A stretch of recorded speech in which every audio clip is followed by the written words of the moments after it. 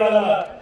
ಆ ಗ್ಯಾರಂಟಿ ಕಾರ್ಯಕ್ರಮದ ಹೆಸರಿನಲ್ಲಿ ರಾಜ್ಯದಲ್ಲಿ ಏನೇನು ಮಾಡಿದ್ದೀರಿ, ಇವತ್ತು ನಿಮ್ಮ ಯಾವ ರೀತಿಯ ಬೆಲೆ ಹೆಚ್ಚಿಗೆ ಮಾಡಿದ್ದೀರಿ, ಜನರ ಬದುಕೇನಾಗಿದೆ.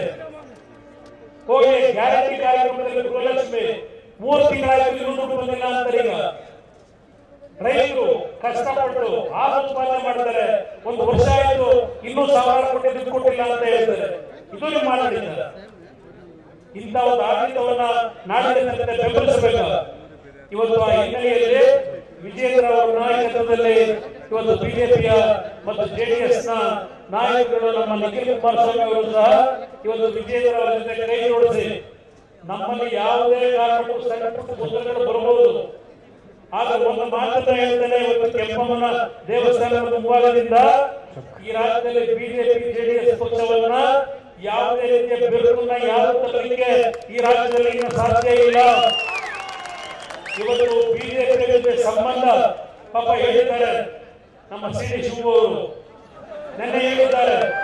ಅವ್ರು ಹೇಳಿರ್ತಕ್ಕಂಥದ್ದು ಕಾಂಗ್ರೆಸ್ ಪಕ್ಷವನ್ನ ಎದುರಿಸಲಿಕ್ಕೆ ಜೆಡಿಎಸ್ಗೆ ಏಕಾಂಗಿಯಾಗಿ ಸಾಧ್ಯ ಆಗದೆ ಬಿಜೆಪಿ ಜೊತೆ ಕೈ ಜೋಡಿಸಿದ್ದಾರೆ ಅಂತ ಸೇರಿದ್ದೇ. ಅದಕ್ಕೋಸ್ಕರ ನಿಮ್ಮ ಅಕ್ರಮಗಳನ್ನ ಬಗೆಹರಿಸಬೇಕಾದ್ರೆ, ಈ ರಾಜ್ಯದ ಕಾಂಗ್ರೆಸ್ ಕಿತ್ತೊಗೆಯಬೇಕಾದ್ರೆ ಬಿಜೆಪಿ ಜೆಡಿಎಸ್ ಅಣ್ಣ ತಮ್ಮಂದ್ರ ತರ ನಾವು ಮುಂದಿನ ದಿನಗಳು ಹೆಜ್ಜೆ ಇಡಬೇಕಾಗಿದೆ.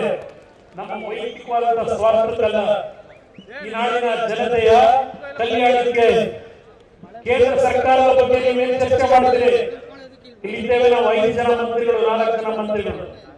ಒಂದು ರಾತ್ರಿ ಎಲ್ಲ ಬಗೆಹರಿಸಲಿಕ್ಕೆ ಆಗೋದಿಲ್ಲ. ಪಾಪ ನಿನ್ನೆ ಹೇಳಿದ್ದಾರೆ ಭಾಷಣದಲ್ಲಿ, ಕುಮಾರಸ್ವಾಮಿ ನನ್ನ ಗೆಲ್ಲಿಸ್ಬಿಟ್ರೆ ಮೇಕೆದಾಟನ ಒಂದು ರಾಷ್ಟ್ರದಲ್ಲಿ 24 ಗಂಟೆ ತಂದುಬಿಡ್ತೀನಿ ಅಂತ ಹೇಳಿದ ಎಲ್ಲಪ್ಪ ಅಂತ ಯಾರು ಹುಚ್ಚರು ಹೇಳಬೇಕಲ್ಲ.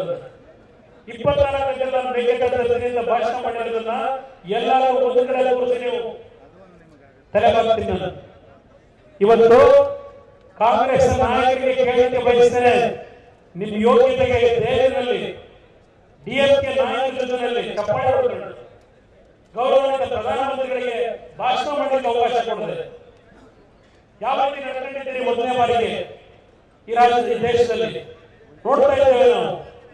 ಮೊದಲು ನಿಮಗೆ ಯೋಗ್ಯತೆ ಇದ್ರೆ, ನಿಮಗೆ ತಾಕತ್ತಿದ್ರೆ ತಮಿಳುನಾಡು ಹೋಗಿ ನಿಮ್ಮ ಪಾರ್ಟ್ನರ್ಸ್ ಏನಿದ್ದಾರೆ ತಮಿಳುನಾಡಿನಲ್ಲಿ ಡಿಎಂಕೆ ಅವರು,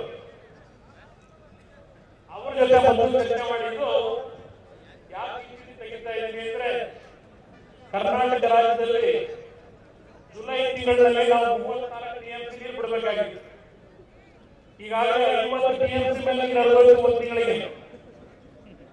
ಇಲ್ಲಿ ಇವತ್ತು ಇಂಡಿಯನ್ ಎಕ್ಸ್‌ಗೆ ಒಂದು ಆರ್ಟಿಕಲ್ ಇದೆ, ಜನ ಅರ್ಥ ಮಾಡ್ಕೋಬೇಕು ಈ ರಾಜ್ಯದ ಜನ. ಇಲ್ಲಿ ತಮಿಳುನಾಡು ರೈತರು ಹೇಳ್ತಾರೆ, Tamil Nadu farmers demand steps to store surplus Kaveri water. ಇದು ತಮಿಳುನಾಡು ರೈತರು ಹೇಳಿರೋದು. ತಮಿಳುನಾಡು ರೈತರು ಹೇಳಿರೋದು. ನಿಮ್ಗೆ ಯೋಗ್ಯತೆ ಇದ್ರೆ ಮೊದಲು ಹೋಗಿ ಪೂರಿಯಲ್ಲಿ ಸಾರ್ವಜನಿಕರು ಚರ್ಚೆ ಮಾಡಿ. ಇವತ್ತು ಸಮುದ್ರಕ್ಕೆ ನೀರೇ ಹರಿದು ಹೋಗ್ತಾ ಇದೆ. ನಮ್ಮ ಮೆಟ್ಟೂರಿನ ಜಲಾಶಯ ಕೇವಲ 1 ವಾರದಲ್ಲಿ ಫುಲ್ ಆಗಿದೆ. ಈಗ ನೀರು ಹರಿದು ಹೋಗ್ತಾ ಇದೆ ಸಮುದ್ರಕ್ಕೆ. ಈಗ 2018-19 600 ಟಿಎಂಸಿ ನೀರು ಹೋಯಿತು ತಮಿಳುನಾಡಿಗೆ. ನಮಗೂ ಸ್ವಲ್ಪ ಶಕ್ತಿ ಜನ ಕೊಟ್ಟಿದ್ದಾರೆ ಈ ರಾಜ್ಯದಲ್ಲಿ ಬಾರಿ ಜೆಡಿಎಸ್ ಮತ್ತು ಬಿಜೆಪಿ ಪಕ್ಷಗಳಿಗೆ. ನರೇಂದ್ರ ಮೋದಿ ಅವರನ್ನ ಈ ಬಾರಿ ಮನವೊಲಿಸ್ತೀವಿ ಕಾನೂನುಬದ್ಧವಾಗಿ. ತಮಿಳುನಾಡು ಅನ್ಯಾಯ ಮಾಡಬೇಕು ಅಂತ ಅಲ್ಲ, ತಮಿಳುನಾಡಿನ ಮುಖ್ಯಮಂತ್ರಿಗಳು ಹೇಳಲಿಕ್ಕೆ ಬಯಸ್ತೇನೆ, ಅಣ್ಣ ತಮ್ಮಂದ್ರ ತರ ನಾವು ಬದುಕಬೇಕಾಗಿದೆ. ಈ ಒಂದು ಭಾರತದ ಒಕ್ಕೂಟದ ವ್ಯವಸ್ಥೆಯಲ್ಲಿ ಎಷ್ಟು ದಿನ ಕರ್ನಾಟಕ ನಾಡಿನ ಜನತೆ ನಿಮ್ಮ ದಬ್ಬಾಳಿಕೆಗೆ ನೋವನ್ನು ಅನುಭವಿಸಬೇಕು. ಲೋಕಸಭೆಯಲ್ಲಿ ಮಾತನಾಡತಕ್ಕಂಥ ಶಕ್ತಿ ಕನ್ನಡಿಗರು ಇವತ್ತು ನಮಗೆ ಕೊಟ್ಟಿದ್ದಾರೆ. ಇವತ್ತು ಕರ್ನಾಟಕಕ್ಕೆ ಆಗಿರ್ತಕ್ಕಂಥ ನ್ಯಾಯಬದ್ಧವಾದಂತ ನೀರನ್ನ ಪಡೆಯತಕ್ಕಂಥದ್ದಕ್ಕೆ ಬಸವರಾಜ ಬೊಮ್ಮಾಯಿ ಅವರು ಮುಖ್ಯಮಂತ್ರಿಗಳ ಕೆಲಸ ಮಾಡಿದ್ದಾರೆ, ನೀರಾವರಿ ಮಂತ್ರಿಗಳ ಕೆಲಸ ಮಾಡಿದ್ದಾರೆ.